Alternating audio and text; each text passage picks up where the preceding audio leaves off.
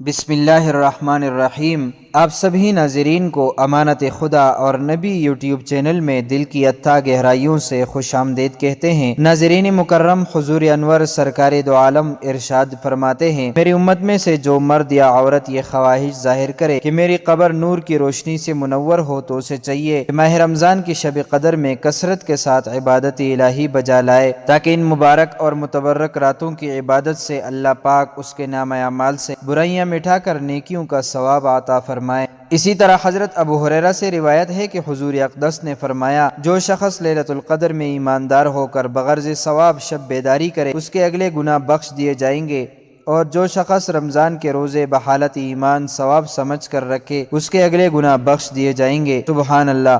حضور اکرم نے فرمایا، جو شخص شب قدر میں 2 رکعت نماز پڑھے، ہر رکعت میں سورہ فاتحہ 7 بار، سورہ اخلاص بعد ختم نماز استغفر اللہ الذی لا الہ الا هو الحی القیوم واتوب الیہ 70 مرتبہ پڑھے تو اپنے مصلی سے نہ اٹھے گا کہ اللہ تعالیٰ اس کے اور اس کے والدین کے گناہوں کی مغفرت فرما دے گا، اور فرشتوں کو حکم ہوگا کہ اس کے لیے جنت میں میووں کے درخت لگاتے رہیں، محل تعمیر کرتے رہیں، نہریں لگاتے رہیں۔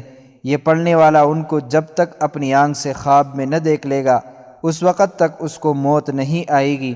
اسی طرح جو شخص 4 رکعت نماز پڑھے، ہر رکعت میں سورہ فاتحہ کے بعد 1 بار سورہ تکاثر، سورہ اخلاص 3 بار پڑھے، اس پر موت کی سختی آسان ہوگی، عذاب قبر اٹھ جائے گا، اس کو جنت میں 4 ستون ملیں گے جن کے ہر ستون پر 1000 محل ہوں گے۔ عابدوں اور زاہدوں کے طریقے کے مطابق ان 5 تاقراتوں یعنی 21، 23، 25، 27، 29 میں اس طریقے سے نوافل پڑھے جائے جن کا ثواب بے پناہ ہے۔ اب سوال پیدا ہوتا ہے کہ شب قدر کون سی رات ہے جس کی تعین تو نہیں کی ہے، اس لیے نبی علیہ الصلاۃ والسلام نے فرمایا کہ آپ شب قدر کو رمضان المبارک کے آخری عشرے کی طاق راتوں میں تلاش کرو۔ چنانچہ ان طاق راتوں میں سب سے پہلے 21ویں رات آتی ہے جس کا ذکر اس ویڈیو میں آپ سے کیا جائے گا۔ ویڈیو انتہائی اہمیت کے حامل ہے، اس لیے ویڈیو کو آخر تک ضرور دیکھیں۔ ناظرین مکرم، رمضان المبارک کی اس 21ویں شب کو 4 رکعت نماز 2 سلام سے پڑھے، ہر رکعت میں بعد سورہ فاتحہ کے سورہ قدر 1 بار، سورہ اخلاص 1 مرتبہ پڑھے، بعد سلام کے 70 مرتبہ درود پاک پڑھے۔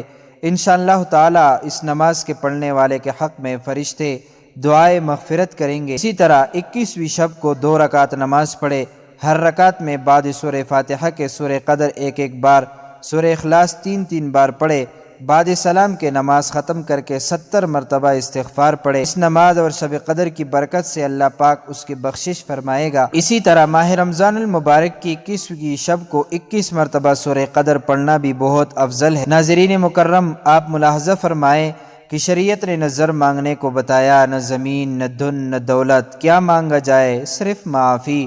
بات اصل میں یہ ہے کہ آخرت کا معاملہ سب سے زیادہ کٹھن ہے، وہاں اللہ کے معاف فرمانے سے کام چلے گا۔ اگر معافی نہ ہوئی اور خدا نہ خواستہ عذاب میں گرفتار ہوئے تو دنیا کے ہر نعمت اور ہر لذت اور دولت و ثروت بیکار ہوگی۔ اصل شے معافی ہے اور مغفرت ہی ہے۔ ایک حدیث میں ارشاد ہے، جو شخص لیلۃ القدر میں ایمان کے ساتھ ثواب کی نیت سے عبادت کے لیے کھڑا رہا اس کے پچھلے تمام گناہ معاف کر دیے جائیں گے۔ شب قدر کی تلاش میں مسجد میں معتکف کو اس لیے لایا گیا کہ شب قدر کی تلاش سہل ہو، کیونکہ بہت سے آدمی ہوں گے، جب سب ایک ہی کام میں مشغول ہوں گے تو دل بھی لگ جائے گا۔ اس میں بھی عجیب حکمت ہے کہ شب قدر کی تاریخ معین نہیں کی، کیونکہ مقصود 5 راتوں میں جگانا ہے۔